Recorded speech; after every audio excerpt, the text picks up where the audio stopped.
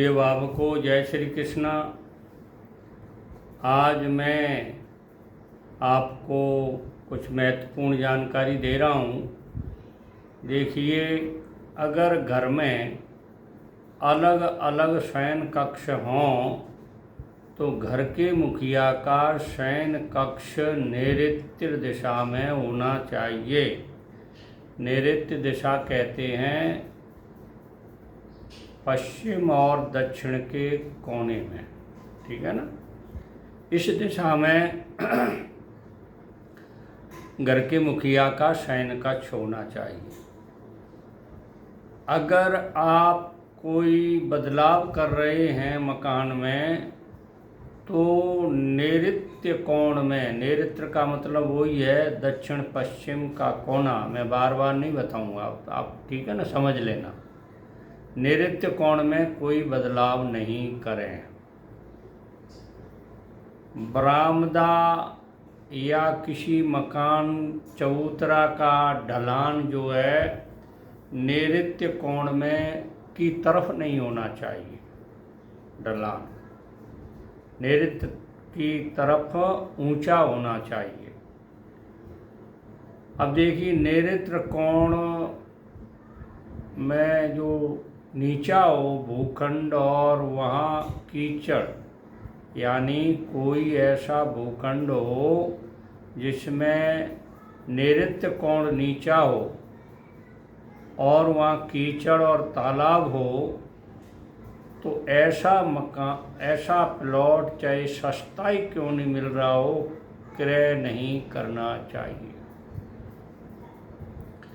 Septic tank नैऋत्य में नहीं होना चाहिए। सेप्टिक टैंक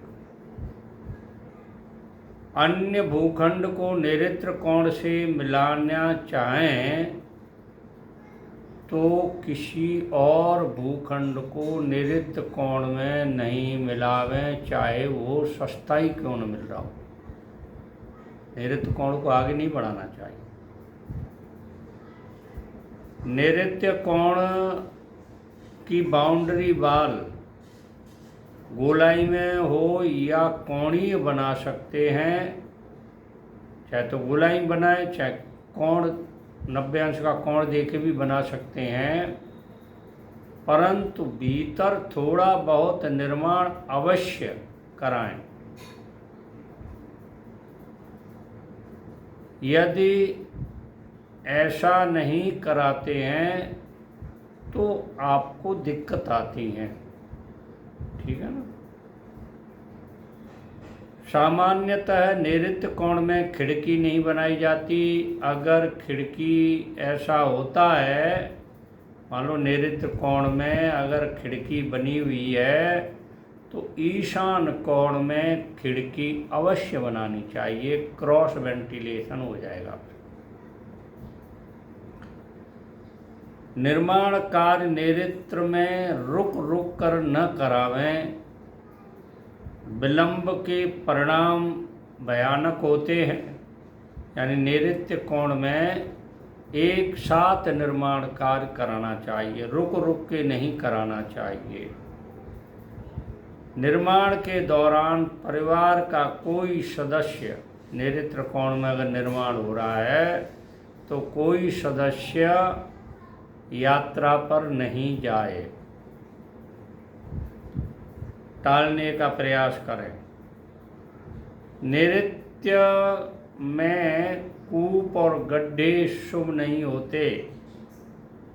निर्माण ऊंचाई में हो, पानी का बहाव भी नैऋत्य की तरफ नहीं होना चाहिए, ये अच्छा संकेत नहीं है।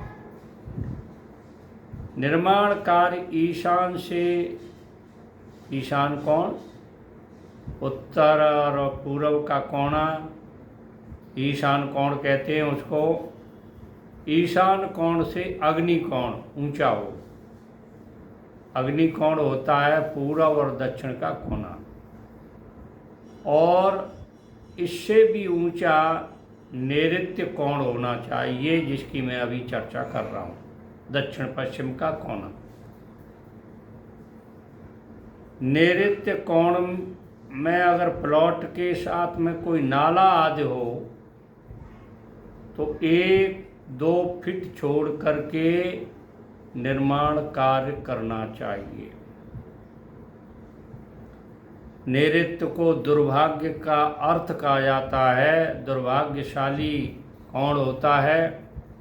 तो मैंने जितने ये नैऋत्य कोण में अपवाद बताए हैं उनके फल ये हैं कि विपत्तियाँ आती हैं, स्त्रियों पर संकट आता है, धन का संकट होता है, और पैरालाइसिस पक्षाघात बोलते हैं वो हो सकता है, ऋण भार होता है, गृह कलेश होता है, और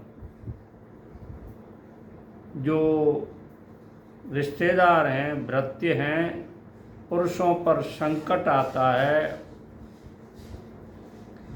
शत्रुओं से भय होता है। यानी नैऋत्य कोण की जो मैंने सावधानियां बताई हैं, आप इनको सावधानी पूर्वक ध्यान पूर्वक मेरे वक्तव्य को सुने। नया मकान बनाया है तो इसका पालन करें, और पुराना है तो मैंने आपको पहले बताई हैं, उसमें वो सावधानी करें या वो इंतजाम कर दें। अब देखिए, अगर ये मैंने बताए हैं, अगर इसका पालन आपने पूरा कर लिया तो आपके जीवन में खुशी रहेगी, धन की आमदनी होगी, घर में रहने वाले लोगों में आपस में प्रेम भाव रहेगा, और किसी को बीमार रहने की संभावना नहीं रहेगी, ऋण आपके ऊपर भार नहीं होगा। जो नए जुड़े हैं वो मेरे चैनल को सब्सक्राइब करें, और बाकी सभी लोग नए भी और पुराने भी मेरे चैनल का जो प्रोग्राम है उसको शेयर करें, लाइक करें। जय श्री कृष्ण।